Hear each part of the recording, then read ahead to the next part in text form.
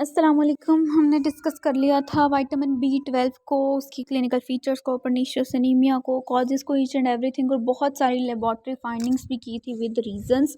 तो अब laboratory findings को मैं अगेन एक्सप्लेन नहीं करी। सीरम बी 12 लेवल्स यहाँ पर डिक्रीज होते हैं, but it is not a reliable investigation. बाकी होमोसिस्टीन के लेवल्स भी बी 12 की डेफिशिएंसी की वजह से ज़्यादा हो जाते हैं। क्यों होते हैं मैंने बताया था। मिथाइल मेलोनिक एसिड के लेवल्स बी 12 डेफिशिएंसी में ज़्यादा होते हैं यूरिन में, but not in the folate deficiency, remember it.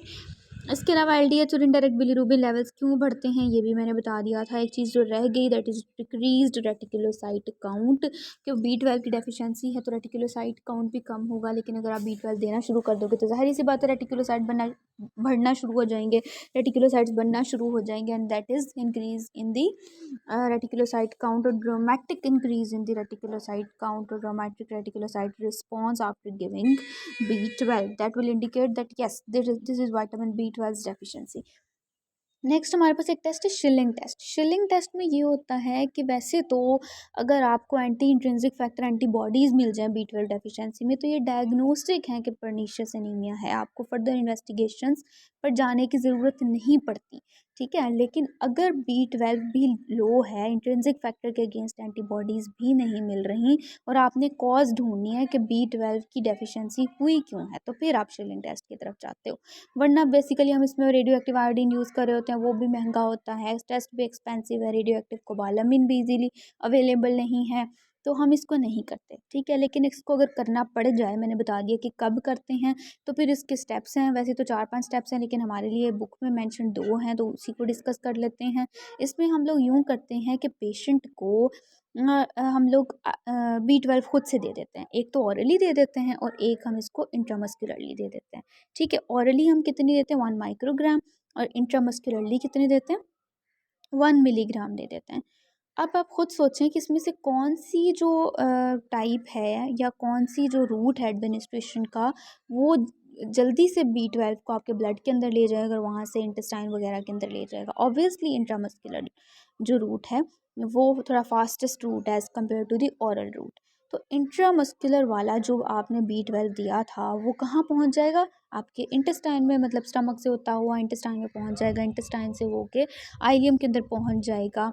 Picture मैं आपको दिखा देती हूँ। ये आप देखें कि जो इंट्रामस्कुलर वाला होगा वो स्टमक से आ जाएगा, ठीक है, ये ड्यूडेनम से गुजरा, फिर आइलियम में पहुंच गया, और यहाँ पर जाकर आपको पता है इसकी फेट क्या है कि इसने ट्रांसकोबालामिन के साथ बाइंड कर जाना होता है। तो ये ट्रांसकोबालामिन के साथ जाके बाइंड कर जाएगा, राइट, ट्रांसकोबालामिन के साथ बाइंड कर जाएगा, और जितने भी ट्रांसकोबालामिन है उनको सेचुरेट कर देगा। और जब आपका जो ओरल वाला है, ये रेड से मैं इंडिकेट करी हूँ, जो ओरल वाला बी 12 है वो पहुँचेगा, उसको टाइम लगता है पहुँचने में। वो जब यहाँ पर पहुँचेगा, लेकिन यहाँ पर जब आएगा तो जितने भी ferrin, I am sorry not transferrin, जितने भी ट्रांसकोबालामिन पड़े हुए थे जिनके साथ बी 12 ने बाइंड करना था, वो तो सारे सेचुरेटेड हैं, ये भी सेचुरेटेड, ये भी सेचुरेटेड, ये भी सेचुरेटेड। तो अब उस बी 12 को, ओरल वाले बी 12 को कुछ मिलेगा नहीं जिसके साथ वो बाइंड होकर प्लाज्मा में चला जाए। तो सिर्फ एक रास्ता उसके पास बचा होगा ना, वो ये होगा कि वो शराफत से जाके यूरिन में एक्सक्रीट हो जाए, यानी और कोई रास्ता उसके पास नहीं बचा, और कोई ऑप्शन ही नहीं है उसके पास, ठीक है। तो वो यूरिन में एक्सक्रीट हो जाएगा। फिर हम क्या करते हैं कि 24 घंटे बाद यूरिन के अंदर बी 12 जो कि रेडियो एक्टिव बी 12 है, शाइन करता है, ठीक है, उसको मेजर कर लेते हैं। अगर तो यूरिन के अंदर हमें 10% या 10% से ज़्यादा बी 12 मिल जाए, इट मीन्स कि पेशेंट के अंदर नॉर्मल बी 12 एब्जॉर्प्शन हो रही है, यानी कि बी 12 के लेवल्स, बी 12 की एब्जॉर्प्शन जो है वो नॉर्मल हो रही है, क्योंकि आपने सारा रूट चेक कर लिया, ठीक है। और अगर आपके पास लेस देन 10% आपको मिलता है जो आपका बी 12 है, radioactive B 12 in urine, तो फिर आपने दूसरे स्टेप पे जाना होता है। दूसरा स्टेप हमारे पास क्या होता है, उसमें आप ना पेशेंट को एक रेडियो एक्टिव या रेडियो लेबल्ड बी 12 तो दे देते हो, लेकिन साथ इंट्रिंसिक फैक्टर भी आप पेशेंट को दे देते हो। इंट्रिंसिक फैक्टर देने के बाद फिर आप वही काम करते हो कि 24 घंटे बाद बी 12 के लेवल यूरिन में मेजर कर लेते हो। अगर वो 10% से ज़्यादा आ जाएँ तो इट मीन्स कि यस, आपके पास कॉज क्या थी बी 12 डेफिशिएंसी की, पर्नीशियस एनीमिया, क्योंकि आपने यहाँ पर इंट्रिंसिक फैक्टर दिया। पहले जो है वो आपके पास कम यूरिन में आ रहा था, बी 12 जो है वो यूरिन में कम आ रहा था, इट मीन्स कोई ना कोई पीछे मसला चल रहा है, किसी न किसी लेवल पर कोई मसला है। अब आपने उस मसले को फिक्स कर दिया इंट्रिंसिक फैक्टर देकर, तो आपके पास क्या हुआ कि अब भी वो जो बी 12 है वो जो यूरिन में आ रहा है वो मोर देन 10% हो गया, यानी yes you have fixated the cause, you have fixed the cause. आपने उस कॉज को ट्रीट कर दिया इंट्रिंसिक फैक्टर देकर। लेकिन इंट्रिंसिक फैक्टर देने के बाद भी, ये वाला कॉम्बिनेशन देने के 24 घंटे बाद भी यूरिन में अगर लेस देन 10% आपका जो B12 लेस देन 10% आ रहा है, तो इट मीन्स इंट्रिंसिक फैक्टर का इशू नहीं था। मे बी यहाँ पर इस लेवल पर इशू हुआ हो, ड्यूडेनम में हुआ हो, मे बी आइलियम में हुआ हो, तो इट इंडिकेट्स कि कोई ना कोई इंटेस्टाइनल कॉज है, आपका इंट्रिंसिक फैक्टर के यहाँ पर डेफिशिएंसी नहीं है।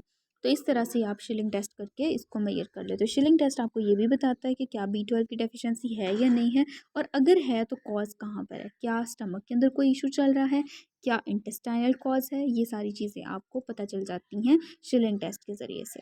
के बाद जी नेक्स्ट हमारे पास आ जाता है क्लिनिकल पर्ल्स। यही हैं कि भाई बोन मैरो की फाइंडिंग्स क्या होंगी, पेरिफेरल स्मीयर में क्या होगा। पेरिफेरल स्मीयर में जाहिर सी बात है मैक्रोसाइट्स आपको नजर आएंगे, ठीक है, पैनसाइटोपिनिया भी हो जाएगा। अच्छा एक और चीज़ कि डीएनए की अगर डेफिशिएंसी है, डीएनए सही से नहीं बन रहा, तो क्या डीएनए सिर्फ आपके रेड सेल्स को चाहिए? नहीं, डीएनए आपके बाकी सेल्स को भी चाहिए, बॉडी के बाकी सेल्स को भी चाहिए जिनका रैपिड टर्नओवर हो रहा है, जैसे जीआईटी के सेल्स। तो उसकी वजह से हमारे पास क्या होगा, उन सेल्स का टर्नओवर भी सही से नहीं होगा, जिसकी वजह से वही सिम्टम्स, एंगुलर किलाइटिस वाले सिम्टम्स आ जाएंगे पेशेंट के अंदर। इसके अलावा क्या सिर्फ डीएनए आपके रेड सेल्स को चाहिए? नहीं, प्लेटलेट्स को भी इक्वली डीएनए चाहिए, वाइट सेल्स को भी चाहिए।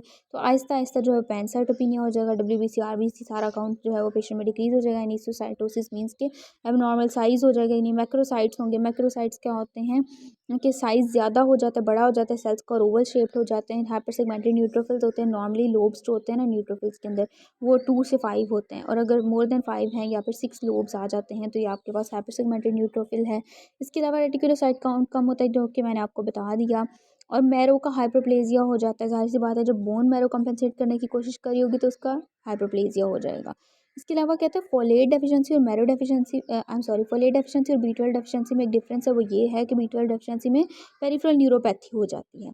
अगर याद रखना है कि अगर B12 की डेफिशिएंसी है तो सिर्फ पेशेंट को फॉलिक एसिड नहीं देना, ठीक है, साथ B12 ज़रूर देना है। ऐसा क्यों है? अगर B12 की डेफिशिएंसी और आप पेशेंट को सिर्फ फॉलिक एसिड देते जा रहे हो, तो फॉलिक एसिड एनीमिया के सिम्टम्स को तो ट्रीट कर देगा, लेकिन जो न्यूरोपैथी के सिम्टम आ रहे हैं उसको ट्रीट नहीं करेगा, क्योंकि वो न्यूरोपैथी के सिम्टम B12 की डेफिशिएंसी की वजह से हो रहे थे। और आप खाली फॉलेट देते जा रहे हो, और B12 दे ही नहीं रहे, और जो आपकी न्यूरोलॉजिकल कॉम्प्लिकेशंस थी वो वर्सन होती जाएंगी, क्योंकि उनको ठीक होने के लिए तो B12 की ज़रूरत है ना। तो वो जो न्यूरोलॉजिकल कॉम्प्लिकेशंस आ रही थी वो B12 को उसके स्टोर से और चोरी करती जाएंगी कि थोड़ा बहुत भी B12 बॉडी में कहीं पहुँच है तो वो हमारे पास आ जाए और ये न्यूरोलॉजिकल कॉम्प्लिकेशंस रिलीफ हो जाए, जिसकी वजह से सिर्फ फॉलिक एसिड को देने की वजह से जो न्यूरोपैथी के सिम्टम्स हैं वो मज़ीद वर्सन हो सकते हैं, याद रखना है। हाँ, लेकिन अगर फॉलिक एसिड की डेफिशिएंसी है तो आप सिर्फ B12 से ट्रीट कर सकते हो, मे बी इतना कॉम्प्लिकेटेड नहीं होगा। लेकिन तो याद रखें, अगर न्यूरोपैथी, पेरिफेरल न्यूरोपैथी है या B12 की डेफिशिएंसी, उसको सिर्फ फॉलिक एसिड की डेफिशिएंसी से ट्रीट नहीं करना, साथ B12 भी देना है। बाकी उसने बताया हुआ कि 100 माइक्रोग्राम B12 जो है वो आप इंट्रामस्कुलरली दे सकते हो, ठीक है। मेंटेनेंस थेरेपी भी आपने करनी होती है। न्यूरोलॉजिकल कॉम्प्लिकेशंस रिवर्सिबल हो जाती हैं अगर आप 6 माह में ट्रीट कर लेते हो। और इसके अलावा जो सेंसरी न्यूरोपैथी होती है उसको 1 साल, तकरीबन आधा साल 1 साल लग जाता है सही होने में।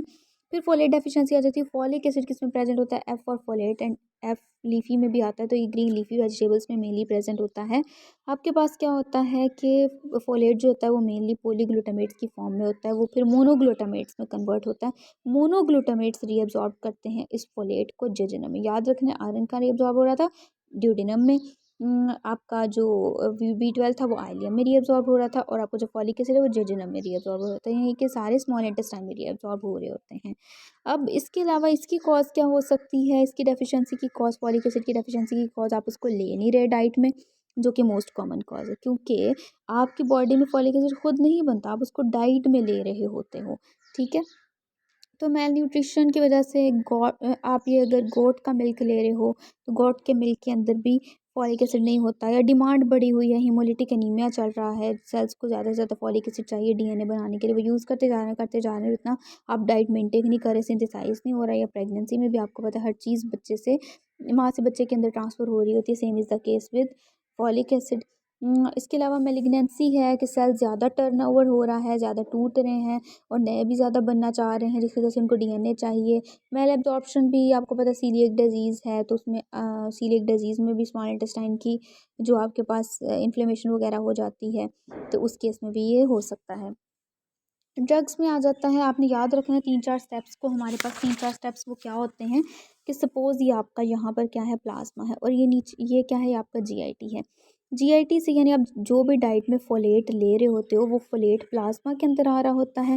प्लाज़्मा के अंदर आके वो वाला जो फोलेट है ना वो आपके पास पहले डाईहाइड्रोफोलेट के अंदर कन्वर्ट हो रहा होता है, ठीक है, फिर वो टेट्राहाइड्रोफोलेट में कन्वर्ट हो रहा होता है। और यहाँ पर हमें एंजाइम चाहिए होता है, जब ये डाईहाइड्रोफोलेट टेट्राहाइड्रोफोलेट में कन्वर्ट होता है, यहाँ पर हमें डाईहाइड्रोफोलेट रिडक्टेज एंजाइम चाहिए होता है। कुछ ड्रग्स ऐसे होते हैं जैसे कि हमारे पास कौन कौन से ड्रग्स हैं वो, जैसे कि हमारे पास कौन कौन से ड्रग्स आ जाते हैं उसके अंदर हमारे पास ट्राइमेथोप्रिम आ जाता है जो कि एक एंटीबायोटिक है। मेथोट्रेक्सेट आ जाता है जो कि हम किस में यूज़ कर रहे होते हैं, मेथोट्रेक्सेट जो है वो आपका हम एंटी कैंसर ड्रग भी है, ठीक है। तो ये सारी चीज़ें क्या करती हैं, ये जो डाईहाइड्रोफोलेट था ना आपका, ठीक है, ये वाला जो डाईहाइड्रोफोलेट है रिडक्टेज एंजाइम सॉरी, ठीक है, इसको आके इनहिबिट कर देती है, जिसकी वजह से डाईहाइड्रोफोलेट टेट्राहाइड्रोफोलेट में कन्वर्ट ही नहीं हो पाता। और टेट्राहाइड्रोफोलेट वो फॉर्म होती है जो कि आपको चाहिए होती है डीएनए के सिंथेसिस में। हमारे लिए ज़रूरी नहीं है कि भाई मिथाइल टेट्राहाइड्रोफोलेट जो है वो, ये टेट्राहाइड्रोफोलेट हमारे लिए ज़रूरी है, डाईहाइड्रोफोलेट ज़रूरी नहीं है। डाईहाइड्रोफोलेट है लेकिन वो टेट्रा में कन्वर्ट नहीं हो रहा, तो हमारे किसी काम का नहीं है, क्योंकि टेट्रा वाला जो होता है वही सर्कुलेटिंग फॉर्म होती है फोलेट की, जो हमारी बॉडी में सर्कुलेट कर रही होती है। बाकी इसके अलावा और भी ड्रग्स के नाम उसने मेंशन किए हैं, वो भी देख लीजिएगा, ठीक है। 5-फ्लोरोयूरेसिल है, मेथोट्रेक्सेट है, ये सारे आप देख लीजिएगा। लैब फाइंडिंग्स में ज़ाहिर सी बात है फोलेट के लेवल्स कम हो जाएंगे, आरबीसी के अंदर भी फोलेट कम हो जाएंगे, ये बेस्ट इंडिकेटर है। होमोसिस्टीन क्यों बढ़ेगा ये हम डिस्कस कर चुके हैं, लेकिन याद रखिएगा मेथाइलमेलोनिक एसिड यूरिन के अंदर नॉर्मल होता है, रेटिकुलोसाइट काउंट इसमें भी डिक्रीज होगा, एलडीएच और इंडायरेक्ट बिलीरुबिन लेवल इसमें भी ज़्यादा होंगे, क्योंकि इसमें भी इनफेक्टिव एरिथ्रोपोइसिस हो रही है, इंट्रामेडुलरी डिस्ट्रक्शन हो रही है, हेमोलिसिस हो रही है, तो फिर मेगालोब्लास्ट के अंदर से वो एलडीएच और सारा कुछ बिलीरुबिन वगैरह रिलीज़ हो रहा है। मेगालोब्लास्टिक एनीमिया जो विटामिन बी 12 डेफिशिएंसी है उसमें ये दोनों चीज़ें होती हैं। मेथाइलमेलोनिक एसिड बड़े होते हैं, होमोसिस्टीन बड़े होते हैं, बहुत दफ़ा रिपीट कर चुकी हूँ खैर।